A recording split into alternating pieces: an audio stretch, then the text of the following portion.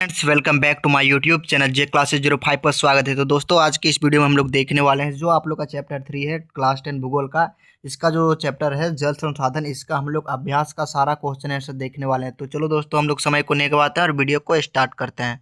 तो first question में पूछा गया है कि नीचे दी गई सूचना के आधार पर स्थितियों को जल की कमी से प्रभावित या जल की कमी से अप्रभावित में वर्गीकृत कीजिए।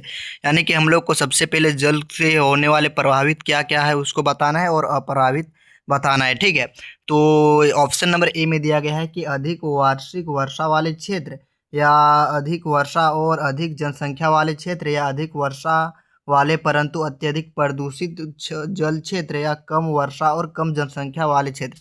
तो सबसे पहले हम लोग देखते हैं मेरे प्यार दोस्तों कि जल की कमी से प्रभावित होने वाले क्षेत्र। तो आप लोग को लिख देना है कि अधिक वर्षा वाले क्षेत्र परंतु अत्यधिक प्रदूषित जल क्षेत्र। उसके बाद लिखना है ऑप्शन नंबर घ में दिया गया है ये वाला लिख देना है। ठीक है, यानी कि कम वर्षा और कम जनसंख्या वाले क्षेत्र। तो आप लोगों को ये हो गया। अब हम लोग बढ़ते हैं जल की कमी से अप्रभावित होने वाले क्षेत्र।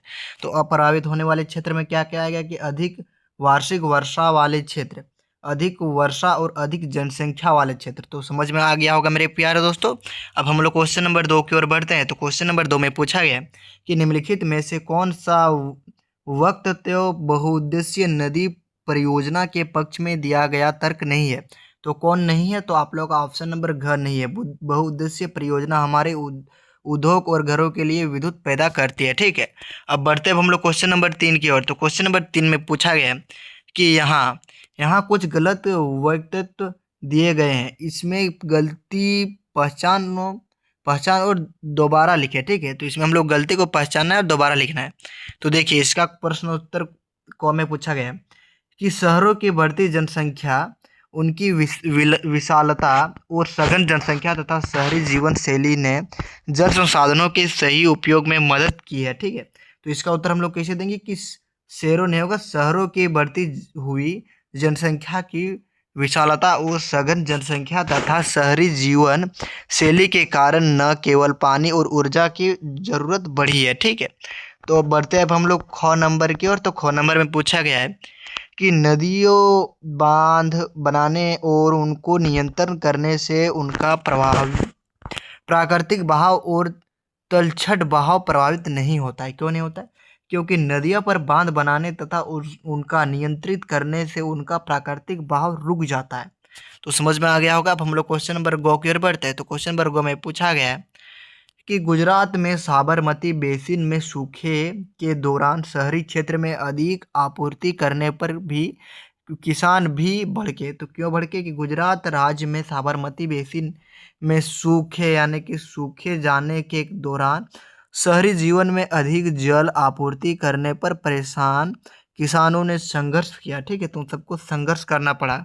उसके बाद बढ़ते हैं, देखिए इसमें क्वेश्चन नंबर 2 कि निम्नलिखित प्रश्नों के उत्तर लगभग 30 शब्दों में उत्तर दीजिए। तो हम लोग को इसको 30 शब्दों में उत्तर देना है। तो कैसे लिखेंगे कि व्याख्या करें कि जल किस प्रकार नवीकरणीय योग्य संसाधन है, यानी कि जल किस प्रकार नवीकरणीय संसाधन है उसको बताने कि जल वर्षा वाष्पीकरण और जल चक्र द्वारा बार बार बनता है। ठीक है, यानी कि जो वाष्पीकरण और जल चक्र द्वारा बार बार बनता है जल वर्षा। ठीक है, इसलिए जल नवीकरणीय योग्य संसाधन है। ठीक है, उसके बाद 2 नंबर में पूछा गया है कि जल दुर्बलता क्या है और उसके मुख्य कारक क्या है। तो हम लोग उत्तर कैसे देंगे कि जल जरूरत के अनुसार पानी नहीं मिलता, यानी कि जब जब जरूरत के अनुसार पानी नहीं मिलता उसे जल दुर्बलता कहते हैं। ठीक है, यानी कि जो हम लोग को जितना जरूरत है पानी का वह नहीं मिलता है, उसे को हम लोग जल दुर्बलता कहते हैं। ठीक है, उसे ही कहते हैं। इसके कारण जनसंख्या वृद्धि, कम वर्षा, प्रदूषण और अधिक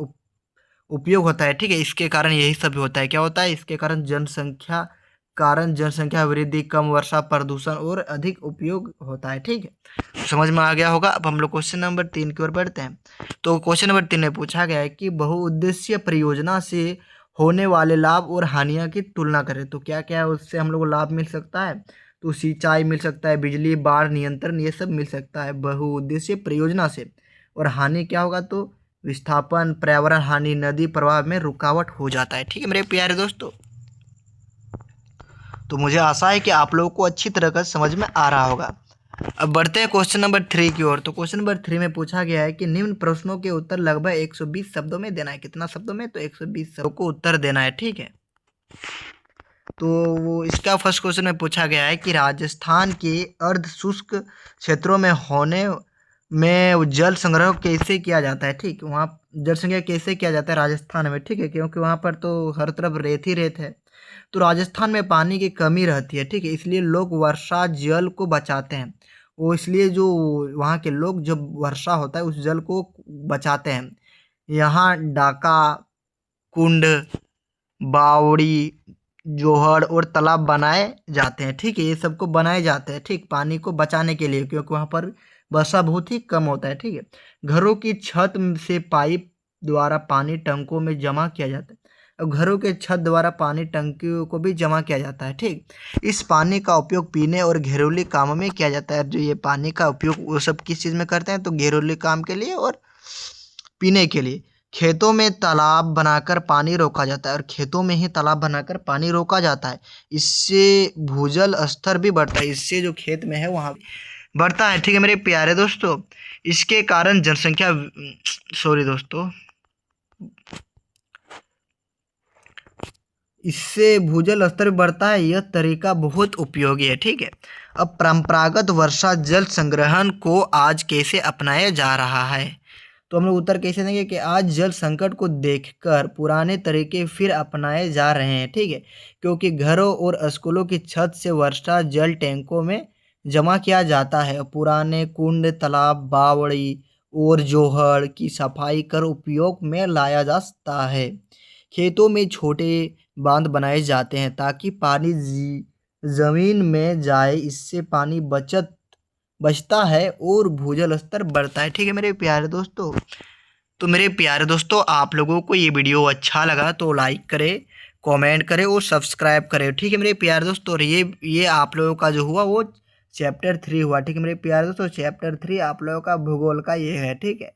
तो आप लोगों को ये वीडियो में अच्छा लगा तो सपोर्ट दिखाइएगा, ठीक है। आप लोगों के सपोर्ट से ही हम अगला वीडियो में आप लोगों के लिए चैप्टर 4 भी प्रोवाइड करेंगे, ठीक है।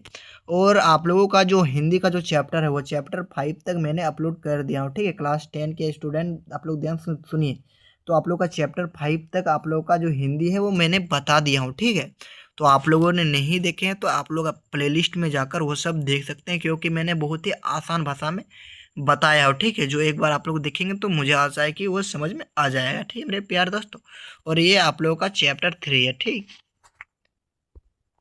तो आप लोग अपना दोस्तों के साथ ज़्यादा से ज़्यादा शेयर करें, ठीक है, ताकि मैं आप लोगों को इसी प्रकार ये भूगोल हो गया, इसी प्रकार इतिहास और भी चैप्टर जो है उसी सभी का भी मैं तैयारी करवा सकूं, और आप लोग एग्जाम में अच्छा से अच्छा अंक ला सके, ठीक है। तो इसके लिए आप लोग को क्या करना है? तो लाइक करना है, कमेंट करना है और हाइप कर देना है, ठीक है। तो जय हिंद, वंदे मातरम दोस्तों।